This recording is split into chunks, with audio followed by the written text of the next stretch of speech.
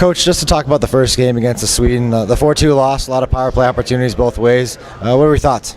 Well, I think the big lesson for the first game was discipline, and something we talked about before the tournament began, that taking penalties is costly at this level, and that was certainly the case. Now we got to work on a penalty kill. Really haven't spent any time doing that, but it was a 2-2 game with 5 minutes to go, and then we took 3 penalties in the last 5 minutes. That's just not a recipe for success. But I thought the teams competed hard. I liked a lot of good things what I saw, but the lesson for the day was the penalties. Were you getting into systems very much these first games, or what kind of were you looking for? What was the instruction? No, not a lot. We've had one 45-minute practice with them, and that's it. So we wanted to spend most of the time just worrying about evaluating, what we have, and that's the whole point, especially earlier in the week before we make some cuts. That we just wanted the guys to concentrate, do the things that they did, why they were selected to come here, and let's not worry so much about systems or anything like that. Go play. We gave them a little bit of a structure, and 5-on-5 they were fine. They did a good job, but you could obviously see the penalty kill, which we haven't spent any time on, that we struggled there, which is no surprise. Just overall, when you look at the 2 games and all the penalties that were called, is it you chalk it up to it's August hockey, it's the guy's first time on the ice? Do you have to say something to us? Well, I think it's a reminder. It's something you talk about it when you're involved in international play, that the penalties are going to be called tightly, and that's something that we did talk about. So, you can get an accidental penalty when you shoot the puck over the boards. I mean, that's going to happen. But too many slashing penalties or high sticks, and those are the things that we have to eliminate as the stick penalties. Anybody individually stand out to you from either one of the games, lines or pairings that you liked? Well, we saw some good things. Obviously, the line with Regan and Cardillis and Barber, I thought were very good today, and that's something we've been, hoping to see them generate the offense, and they did today. And I thought a couple of defensemen, have made a good step. Gillies has done a good job in net so far from what we've seen, but it's only day one and really for the evaluation process for us, and so we want to give our guys as great of an opportunity as we can to show us what they can do. Overall, in that Finland game, what did you see offensively, defensively, goaltending? Well, I thought that did some nice things in the offensive zone cycling, even though they didn't score a lot. I thought Mateau and Toninato and Ernie did a good job down low, cycling the puck and using their size and strength and creating. I thought, Carrick did a nice job jumping in and creating some offense from the back line. I did like the way Brady Shea played. After having him last year, it looks like he's made a jump, which is good to see. So, we've got some, pieces of the puzzle that we have to work with, but, the big thing this week is, try to put some semblance of an outline of the guys that we can come away at the end of the week and track this fall. But at the same time, we also understand that it seems like every year that, somebody makes our team that isn't even at the camp this summer. Riley Barber last year is a great example of that. You mentioned Brady Shea. What about the other Minnesota recruit, Camerata? What do you think of his game?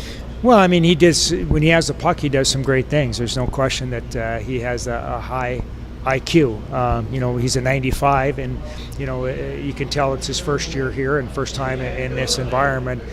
So his strength is when he has the puck and making plays.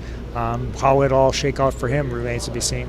How about Connor Clifton, another guy who's his first time? It seemed like positionally wise in that first game he was everywhere he needed to be. Yeah, he's got good feet. He can get around the rink, and he's got pretty wide body. So he's another one of those guys that can move the puck.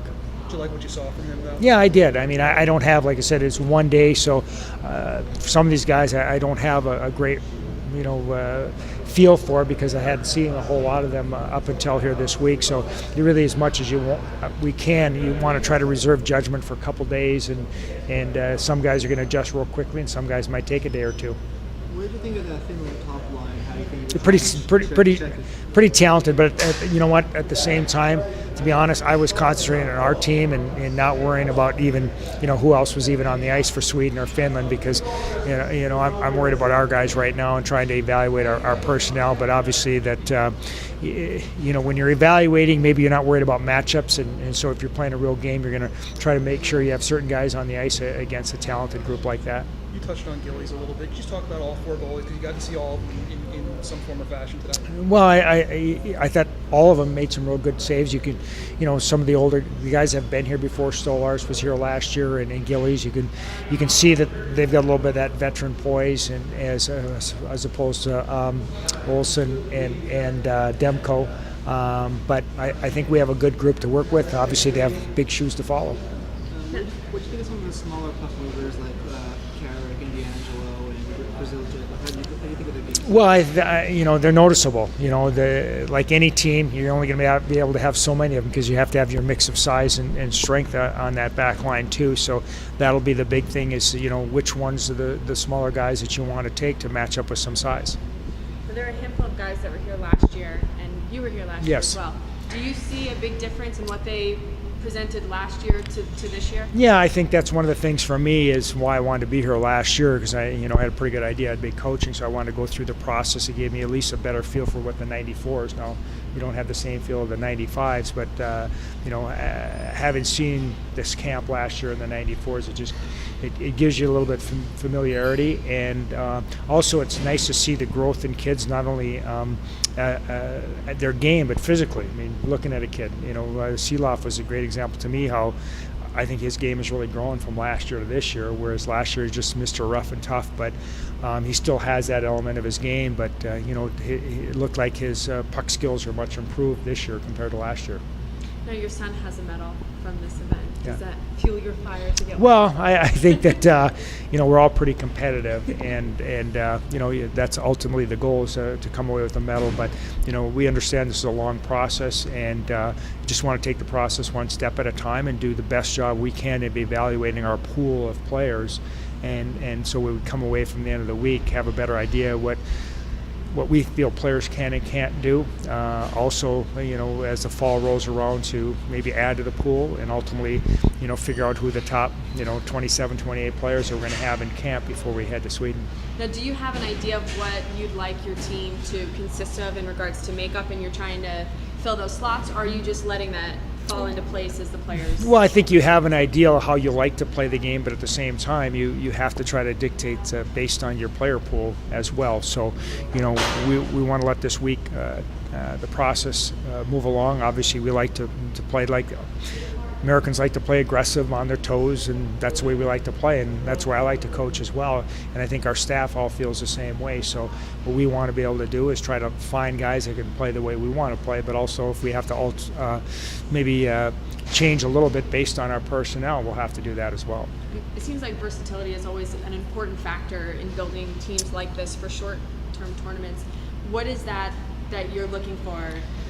And how does that work with this camp? Well, I think that's a great question, because it's one of the things I talk to our team about, that you have to be adaptable, because when the tournament begins, you might have in your mind how the puzzle's going to be, and then after a game or two, you might have to blow it up and put it back together and switch lines or switch partners.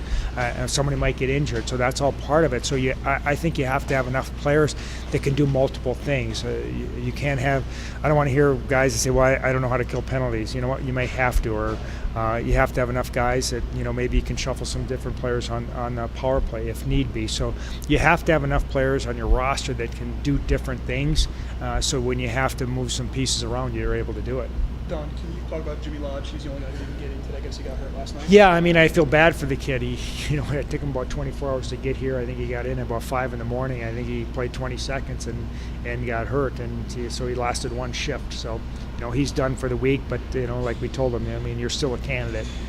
Just because you got hurt now, it doesn't mean we're not going to track you and follow you in the fall. What happened and what's his injury? He just got hit, and it's nothing that's going to be long term, but just something that's going to keep him out for a couple weeks. So do you keep guys in the same lines tomorrow, or do you adjust? Oh, them? that's something we'll talk about. We made a couple small adjustments from yesterday to today, and I would think that for tomorrow's games we'll make some small adjustments as well. I don't think we'll make a bunch of major changes, but as far as moving people around, it's our chance to move guys around and see how they look together.